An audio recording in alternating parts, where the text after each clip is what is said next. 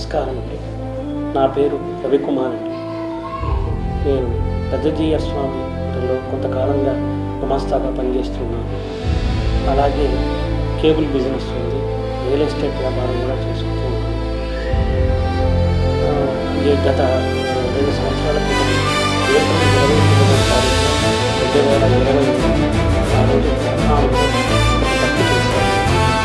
ఆ తప్పుకు ప్రాయశ్చితంగా నేను మా కుటుంబం మహాసాంతంగా మారి మా ఆస్తిలో 70% స్వామివారికి ఇవ్వాలని అనుకున్నాను.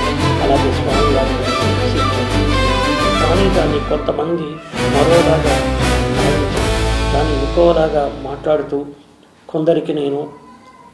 కొందరు ఒత్తిళ్లతో నేను చేశానని, కొందరికేవో నేను డబ్బులు ఇచ్చానని, ఆస్తి రూపంగా ఇచ్చానని ఏవేవో మాట్లాడుతున్నారు. అది కాకుండా నా ఆస్తి నేను స్వామివారికి ఇవ్వటానికి ఎవరికో ఎందుకు ఇస్తాను చెప్పండి. అది కాకుండా నన్ను కొంతమంది బ్లాక్మెయిల్ కూడా చేశారండి. ఆ బ్లాక్మెయిల్ చేశారు. వారి మీద కూడా కొంతమంది మీద కేసులు కూడా పెట్టడం జరిగిందండి. నా బాడీలో, నా అవయవంలో నేను కొన్ని శస్త్రచికిత్సలు చేసుకున్నానని ప్రైవేట్ పార్ట్లో దాని గురించి చాలా అసభ్యకరంగా మాట్లాడారు. ఇది గత 2.5 సంవత్సరాలుగా 3 సంవత్సరాలుగా నేను, నా కుటుంబ సభ్యులు, నా భార్య పిల్లలు మనోవేదన చెందుతూనే ఉన్నాం.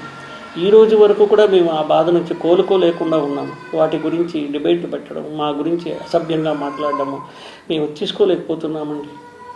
దీన్ని పై న్యాయస్థానం వారు నాకు ఎటువంటి వైద్య పరీక్షలు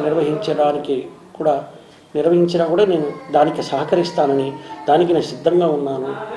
ఆ యొక్క వైద్య పరీక్షలు లేవని నేను నిరూపించుకుంటాను. ఎందుకంటే అవన్నీ అవాస్తవాలు. వీరు చెప్పేవన్నీ ఏది కూడా వాస్తవాలు కాదు.